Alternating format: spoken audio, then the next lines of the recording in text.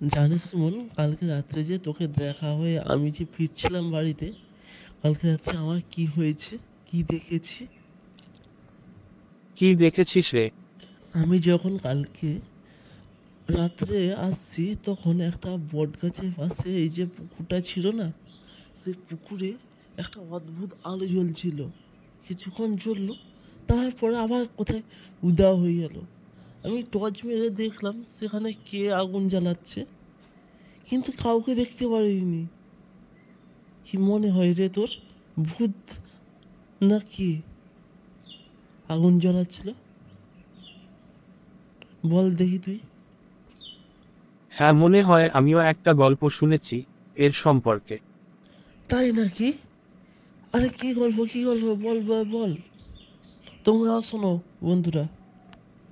বটগাছি গ্রামটি চারদিকে সবুজে ঘেরা, মাঝখানে একটি পুকুর। এই পুকুরকে ঘিরে গ্রামে অনেক গল্প প্রচলিত।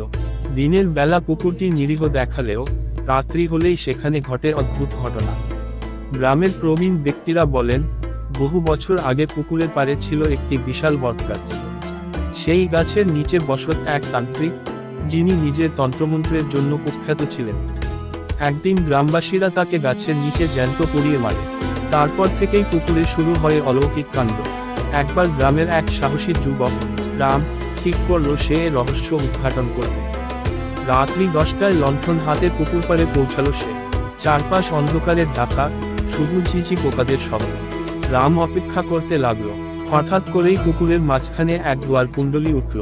ধীরে ধীরে সেই ধোঁয়ার মধ্যে আগুন জ্বলে উঠল। রাম বিস্ময়ে স্থির হয়ে গেল।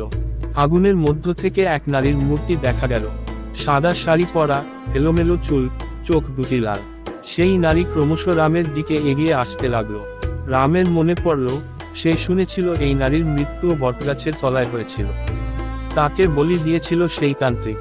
রাম ভয় কাঁপতে শুরু করল। সে পিছিয়ে যেতে চাইল, কিন্তু তার পা যেন পাথর হয়ে গেছে। হঠাৎ সেই নারী একটি করুণ স্বরে বলল, আমার মুক্তি দাও, আমি এই আগুনে চিরকাল বন্দী। তুমি আমাকে সাহায্য করলে আমি শান্তি পাব। রাম জিজ্ঞেস করল, আমি কিভাবে সাহায্য করব? নারী বলল, বটগাছের নিচে পোতা আমার মৃতদেহের পুড়ে যাওয়া অংশ পুকুরে ছুঁড়ে ফেল, তবেই আমি মুক্তি পাব। রাম সাহস সঞ্চয় করে বটগাছের দিকে গেল। সেখানে খুঁড়ে বের করলো কয়েকটি পোড়া হাড়। তারপর সেই হাড়গুলো পুকুরে ছুঁড়ে ফেলার সঙ্গে সঙ্গে আগুন নিভে গেল। পুকুরের মাঝখানে নারীর মূর্তিটি মিলিয়ে গেল, আর সারা পুকুর শান্ত হয়ে গেল। সেই রাতের পর থেকে আর কখনো পুকুরে আগুন দেখা যায়নি। তবে রামের মনে একটি প্রশ্ন রয়ে গেল, এই রহস্যের শেষ কোথায়? ভয় লাগলো নাকি রে? হ্যাঁ রে, প্রচুর ভয় লাগছে। আরে ভয় পাওয়ার দরকার নেই, মজা করে গল্পটা শোনালাম। এখানে বিজ্ঞান কি বলে জানিস? বিজ্ঞানীরা বলে যে পুরনো গাছের নিচে যদি অনেক পাতা পড়ে বা জলে পড়ে, তখন সেখান থেকে জলের ভিতর মিথেন গ্যাস তৈরি হয়। সেই মিথেন গ্যাস যখন জলের উপর উঠে তখন বায়ুর সঙ্গে মিশে আগুন জ্বলে। তাই আমাদের এত ভয় লাগে, বুঝলি রে? তো তাই বল, আমি তো জানি সেখানে কি আগুন জ্বালাচ্ছে, আমি তো ভয় পেয়ে গেছি। তুই যখন জানিস তাহলে আগে বলতে পারতিস। যদি গল্পটি ভালো লেগে থাকে তাহলে লাইক, কমেন্ট এবং সাবস্ক্রাইব করতে ভুলবেন না।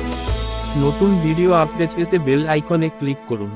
আপনার মতামত জানাতে কমেন্ট করতে পারেন। আমরা আপনার মতামত জানতে আগ্রহী। ভিডিওটি আপনার বন্ধুদের সাথে শেয়ার করুন এবং আমাদের চ্যানেলের সম্প্রসারণে সাহায্য